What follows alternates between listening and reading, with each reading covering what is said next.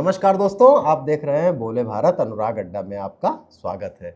लोकतंत्र की सबसे बड़ी खूबसूरती ये होती है कि आप अपनी बात लेकर चुनाव में जाते हैं और जनता के सामने अपनी बात रखते हैं और जनता अगर आपकी बात को स्वीकारती है तो आप सत्ता संभाल लेते हैं। जनता अगर आपकी बात को नकारती है तो आप सत्ता को छोड़ देते हैं। यानी शांतिपूर्ण तरीके से जनता द्वारा चुने हुए लोग आपस में सत्ता बदल लेते हैं।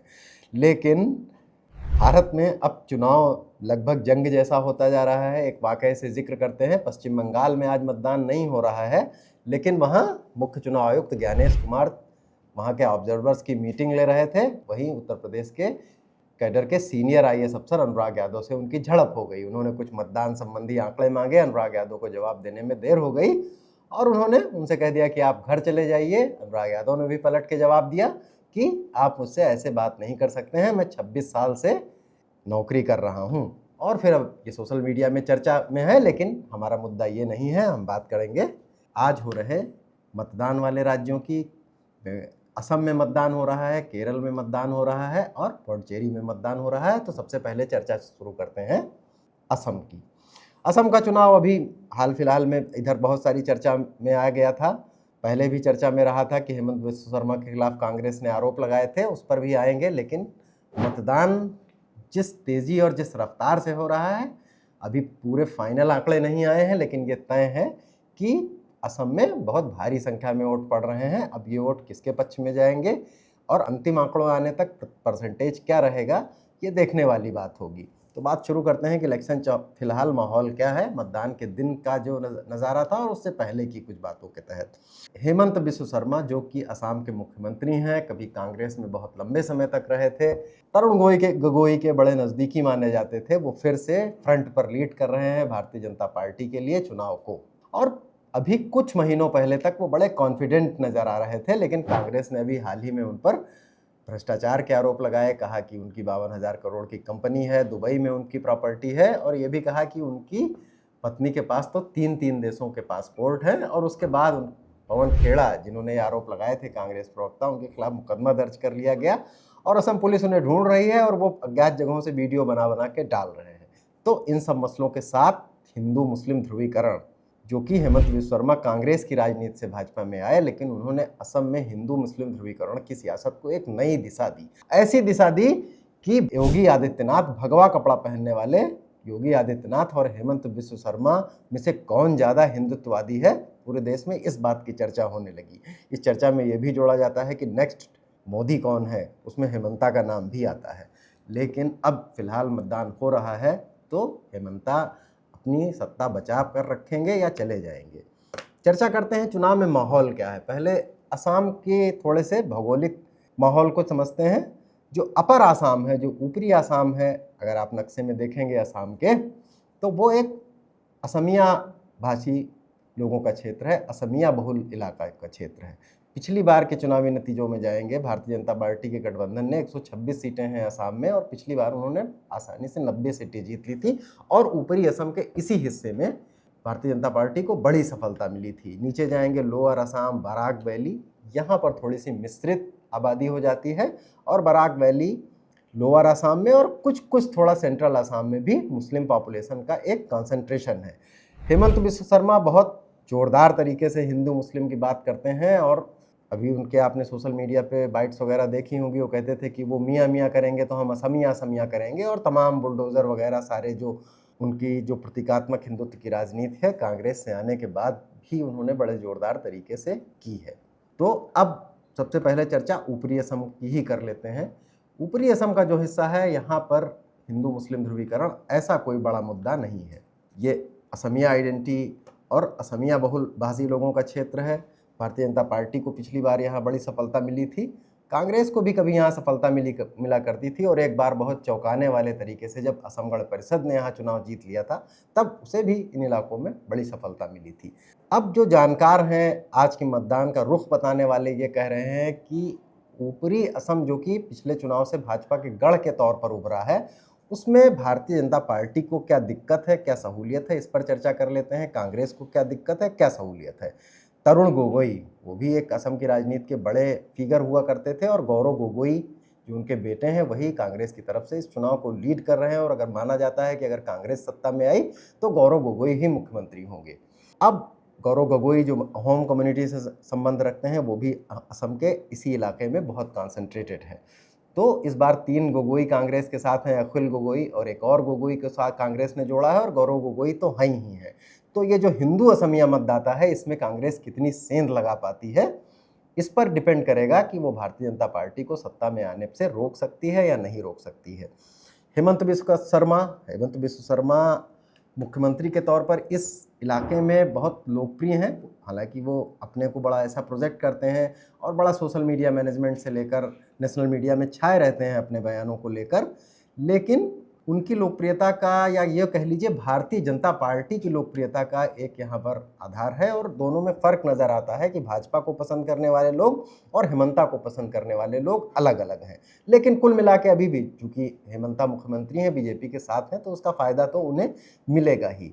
अब गौरव गोगोई के मुख्यमंत्री बनने की संभावना से ये होता है कि जो होम कम्युनिटी का वोट है और जो असमिया आइडेंटिटी पॉलिटिक्स है उसमें कांग्रेस थोड़ी मजबूत तो हुई है, लेकिन अब मतदान का रुख इस बात पे तय करेगा कि ये मजबूती किस हद तक जाएगी।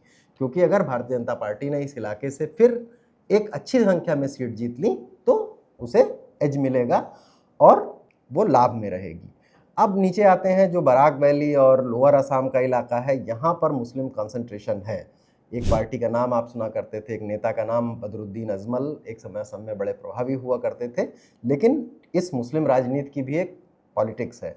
वहाँ 2 तरह के मुसलमान हैं, एक असमिया बोलने वाले जो कहते हैं कि असमिया मूल मुसलमान हैं और दूसरे बांग्ला मूल के मुसलमान जो बंगाली भाषा बोलते हैं। हिंदू भी बहुत सारे हैं जो कि बंगाली भाषा बोलते हैं। असम की राजनीति में हमेशा ये झगड़ा रहा है असमिया बनाम बंगाली का, और मुस्लिमों को लेकर ये झगड़ा ज़्यादा सख्त हो जाता है।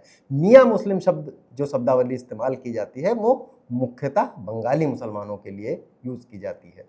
कांग्रेस पिछली बार बदरुद्दीन अजमल की पार्टी के साथ गठबंधन में थी और उसे 126 में 50 सीटें आई थी, यानी कि बदरुद्दीन अजमल पिछली बार गठबंधन में थे, लेकिन इस बार कांग्रेस ने उनको गठबंधन से अलग कर दिया क्योंकि विश्लेषणों में ये माना गया था कि बदरुद्दीन अजमल की पार्टी के साथ जाने की वजह से कांग्रेस पर यह ठप्पा लग गया कि ये तो मियाँ मुस्लिमों की समर्थक है। और इस बार बदरुद्दीन अजमल उससे अलग चुनाव लड़ रहे हैं। एक नज़र में ये भी लगता है कि ये घाटे का सौदा हो सकता है क्योंकि बदरुद्दीन अजमल का वोट अगर अलग चुनाव लड़ रहे हैं तो मुसलमानों का वोट बटेगा, लेकिन मियाँ मुस्लिमों और असमिया मुस्लिमों की एक बड़ी चिंता ये भी तो है कि भारतीय जनता पार्टी सत्ता से किसी तरह से हटे। और पिछला लोकसभा चुनाव असम का इस बात का गवाह है कि बदरुद्दीन अजमल का वोट बहुत कस के घटा था। एक समय वो 12-13% के स्टेक होल्डर हुआ करते थे जो कि 3-3.5% तक आ गया था। तो अगर ट्रेंड वही रहा तो बराक वैली और लोअर असम के कुछ हिस्सों में कांग्रेस का प्रदर्शन सुधर सकता है। लेकिन फिर वही बात है कि ऊपरी असम बहुत तय करेगा कि वहाँ पर कितना वोट ले पाती है, और मुस्लिम वोट का बंटवारा या उसका कंसंट्रेशन कांग्रेस को लगभग स्टैग्नेशन या उसी स्थिति में रखेगा जिस स्थिति में पिछले विधानसभा चुनाव में वो थी, अगर बहुत सारे फैक्टरों को जोड़ लिया जाए। कांग्रेस की बढ़त इस बात से हो सकती है कि ऊपरी असम में गौरव गोगोई असमिया मतदाता, अहोम समुदाय और दूसरी जो वहाँ की कम्युनिटीज़ हैं उनका कितना वोट खींच पाते हैं। मतलब वोट मुस्लिम समुदाय का खींचने से ज़्यादा कांग्रेस के लिए महत्वपूर्ण बात यह है कि हिंदू समुदाय में वो जो असमिया हिंदू हैं उनमें कितनी सेंध लगा पाती है। गौरव गोगोई ने चुनाव को मजबूत तो बनाया है, उनके पिता बहुत लोकप्रिय थे, वो भी काफ़ी लोकप्रिय नेता हैं, और उस परसेंटेज को वो जितना बढ़ा पाते हैं ऊपरी असम में वो भारतीय जनता पार्टी के बढ़त को जितना कम कर पाते हैं उतना सत्ता के नज़दीक दिखेंगे। और फिर आते हैं ट्राइबल एरिया और जो बोडो वोट है उसमें भी भारतीय जनता पार्टी के कुछ गठबंधन हैं, उनकी कुछ स्ट्रेटजीज़ हैं, और उससे ऐसा लगता है कि अभी भी भारतीय जनता पार्टी का वहाँ पर थोड़ा सा होल्ड है। वहाँ भी कांग्रेस कोशिश कर रही है, और ये मतदान के रुख जो बता रहे हैं और जो वहाँ के चुनाव से लगा था कि वहाँ भी कांग्रेस की उम्मीदें सिर्फ इसी बात पे टिकी हैं कि उनमें से कैसे वोट लाया जाए। हालांकि लोकसभा चुनाव के नतीजों के हिसाब से देखेंगे तो थोड़ा उत्साह कांग्रेस में ज़रूर है। अब जो एक हिंदू मुस्लिम ध्रुवीकरण की सियासत जो असम हेमंत बिस्व शर्मा कर रहे थे वो लगभग पिछली बार भी उन्होंने की थी, और अगर वोट परसेंटेज पे जाए, सीटें तो भारतीय जनता पार्टी के गठबंधन ने 75 जीत ली थी, लेकिन पिछले चुनाव में कांग्रेस और भारतीय जनता पार्टी के वोटों में बहुत फर्क नहीं था। करीब 45 पॉइंट कुछ वोट इनके पास थे और 43 पॉइंट कुछ वोट ये थे, यानी भारतीय जनता पार्टी ने बहुत कम मार्जिन से ज़्यादा सीटें जीत ली थी और सीट कन्वर्जन में कांग्रेस पीछे रह गई थी। अब इस कन्वर्जन को कैसे कर पाएंगे, जिसमें से मुख्य रूप से यही है कि वो असमिया आइडेंटिटी वाले वोट को, हिंदू वोट को, हिंदू आइडेंटिटी वाले वोट को, वहाँ के बंगाली बोलने वाले भाषी वाले लोगों के साथ साथ किस कॉम्बिनेशन के साथ जोड़ पाती है कांग्रेस। अब तो मतदान हो ही रहा है, मुद्दे स्पष्ट ही हो गए हैं। ऊपरी असम में जो कैश बेनिफिट स्कीम से अभी 9,000 रुपये महिलाओं को ट्रांसफ़र किए गए हैं, वो हर सत्तारूढ़ ये ट्रेंड चल चुका है, उसका फ़ायदा तो है ही है। लोग बहुत हेमंत विश्व शर्मा से इस इलाके में खुश हों, नाखुश भी हैं, तो उन्हें ये तो लगता है कि कम से कम 9,000 रुपये मिल रहे हैं। ये हेमंता को एक थोड़ा सा एज है। अब जो चुनाव का नैरेटिव इस तरह का चल रहा था, उसी बीच जो पवन खेड़ा ने जो बातें कही कि 52,000 करोड़ की कंपनी है, दुबई में इनकी प्रॉपर्टी है और इनकी पत्नी के पास 3-3 देशों के पासपोर्ट हैं और उसके बाद असम पुलिस एक्टिव हुई और तमाम सारी बातें हुई और हेमंत विश्व शर्मा भी काफ़ी मुखर हो गए और अपने बोलने में उन्होंने बहुत सारे लिहाज छोड़ दिए जो राजनीतिक भद्र लोग रखते हैं और भाषा लगभग गाली गलौज के स्तर पर आ गई। लेकिन इससे कांग्रेस को थोड़ा फ़ायदा ये तो ज़रूर हुआ है कि जो करप्शन नैरेटिव से बिल्कुल गायब था वो एकाएक आ गया है। और ये जो करप्शन का नैरेटिव है, ये असर असमिया हिंदू आइडेंटिटी वाले मतदाताओं को प्रभावित कर सकता है, क्योंकि मुख्यमंत्री जो असमिया आइडेंटिटी हेमंता विश्व शर्मा भारतीय कांग्रेस से आए हुए नेता हैं, वो कोई कोर भाजपाई तो कभी रहे नहीं है, लंबे समय तक कांग्रेस की राजनीति की है।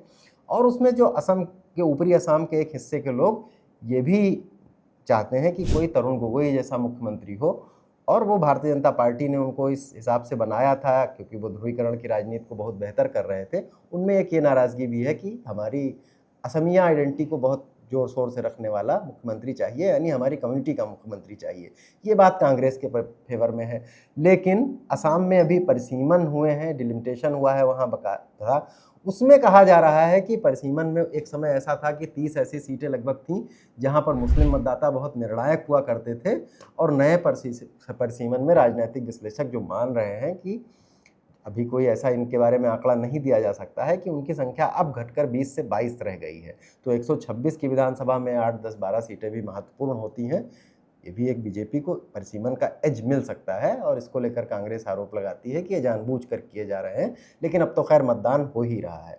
तो असम के चुनाव में जो भारी मतदान हुआ है वो क्या सत्ता पक्ष के लिए हुआ है, विपक्ष के लिए हुआ है, ये तो चुनाव के नतीजे तय करेंगे। लेकिन हाँ, कि शुरू के 2 महीने में जो असम का नैरेटिव ऐसा लग रहा था कि चुनाव एक तरफा है, हेमंता बिल्कुल बड़े आसानी से चुनाव फिर जीत लेंगे, भारतीय जनता पार्टी का गठबंधन चुनाव जीत लेगा, वो थोड़ा सा बदला है। और कुछ इलाकों में, और सबसे ज़्यादा जो टेंशन की बात है, ऊपरी असम में जो कि बीजेपी का गढ़ माना जाता है, वहाँ करप्शन वगैरह जैसे नैरेटिव बने हैं। उसकी लोगों ने बात 3-4 दिनों में जो की है, और छोटे छोटी विधानसभाएं होती हैं तो वो थोड़ा सा शिफ्ट भी सीटों के कन्वर्जन में फ़र्क डाल सकता है।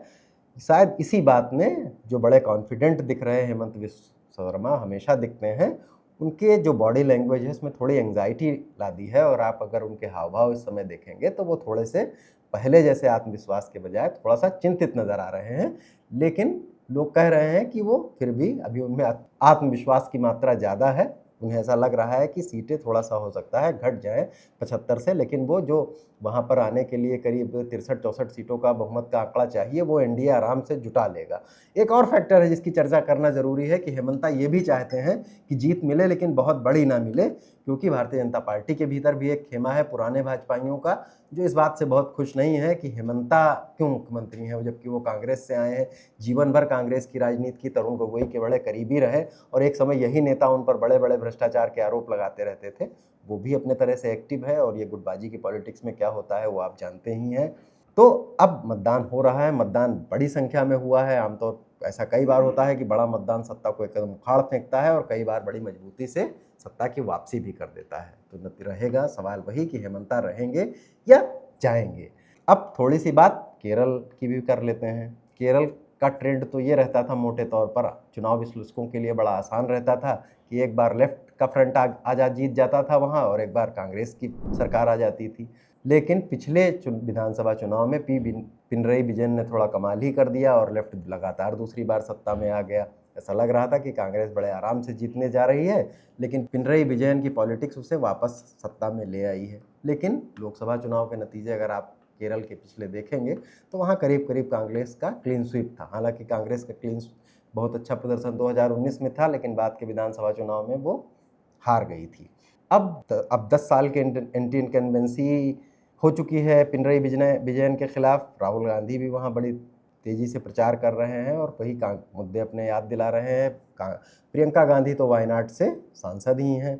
जाहिर है कि अगर कांग्रेस का राष्ट्रीय नेतृत्व वहाँ इतना एक्टिव है, केसी वेणुगोपाल जो कि मुख्यमंत्री पद के भी एस्पिरेंट्स हैं केरल में, वो भी एक्टिव हैं और पार्टी की तरफ से, पार्टी के खेमे की तरफ से प्रचार भी किया जा रहा है कि अगर केरल में कांग्रेस सत्ता में आई तो वो बन जाएंगे। इन बातों का कांग्रेस को थोड़ा एज है, लेकिन पिनरई विजयन बहुत सधे हुए नेता हैं और बार बार होने वाले बदलाव को उन्होंने रोक दिया था, इस बात के बावजूद कि 2019 में उनकी पार्टी हार गई थी। लेकिन इनकम्बेंसी का फैक्टर उनके साथ है और केरल चूंकि एक बड़ा साक्षर राज्य है, बड़ा मध्यम वर्गीय किस्म का वोटर है वहाँ पर, इसलिए वो थोड़ा मुद्दों और सरकार से नाराजगी उसकी अलग तरह के मुद्दों पर भी होती है, जन सुविधाएं और ये, और 10 साल में लोग सरकार से थोड़ा नाराज तो हो ही जाते हैं। ये बात पिनरई विजयन के खिलाफ जाती है, लेकिन मुकाबला इतना सीधा भी नहीं है कि ये कह दिया जाए कि कांग्रेस इस बार उस क्रम को तोड़कर फिर से सत्ता में वापस ही आ जाएगी। लेकिन मुकाबला कड़ा जरूर है। भारतीय जनता पार्टी भी वहाँ एक कोशिश कर रही है, ध्रुवीकरण की ही ज़्यादातर कोशिश है। उनके नेता ईसाई मिशनरीज और बड़ी मुस्लिम आबादी वाला राज्य है केरल, उस पर निशाना साध रहे हैं। भारतीय जनता पार्टी भी जानती है कि केरल में उसके लिए कोई अभी बहुत बड़ी संभावना नहीं है, लेकिन वोट परसेंटेज बढ़ाने की वो कोशिश में है। भारतीय जनता पार्टी जब वोट बढ़ाने की कोशिश में होती है तो जाहिर सी बात है कि जो परंपरागत तौर पर लेफ्ट या कांग्रेस की तरफ जो वोट इधर उधर होता था उसमें से वो किसका ज़्यादा वोट खींच लेती है, उस पार्टी को नुकसान हो जाता है। तो ये देखना होगा कि जो भारतीय जनता पार्टी की कोशिशें हैं कहीं वो कांग्रेस को नुकसान न पहुंचा दें, लेफ्ट को भी नुकसान पहुंचा सकती हैं। लेकिन नेक टू नेक फाइट है केरल में भी और भारी मतदान यहाँ भी हो रहा है। तो नतीजे आएंगे तब ये पता चलेगा। पौंडीचेरी में भी मतदान हो रहा है, वहाँ की ये भी चर्चा है कि लॉटरी माफिया भी वहाँ के जो है काफ़ी फंड कर रहे हैं पार्टियों को। बीजेपी को भी उन्होंने बड़ा चंदा दिया है। छोटा राज्य है, चर्चा उसकी कम होती है, लेकिन चर्चा करना ज़रूरी है। लेकिन मुख्य नज़र यही रहेगी, सबसे बड़ी नज़र रहेगी असम के चुनाव में, क्योंकि काफ़ी चर्चा में आ चुका है कि ये जो भारी मतदान के आंकड़े आ रहे हैं वो हेमंता के पक्ष में जाएंगे या विपक्ष में जाएंगे। और ऐसा भी लग रहा है कि ये चुनाव हेमंता का राजनीतिक भविष्य काफ़ी हद तक तय करेगा। केरल में वही लगातार हैट्रिक तो नहीं लगा देंगे विजयन, या फिर कांग्रेस फिर से उसी क्रम को वापस ले आएगी और अपनी सत्ता वापस पा जाएगी। अनुराग अड्डा में आज यहीं तक, कल फिर किसी नए मुद्दे के साथ मिलेंगे। नमस्कार, धन्यवाद।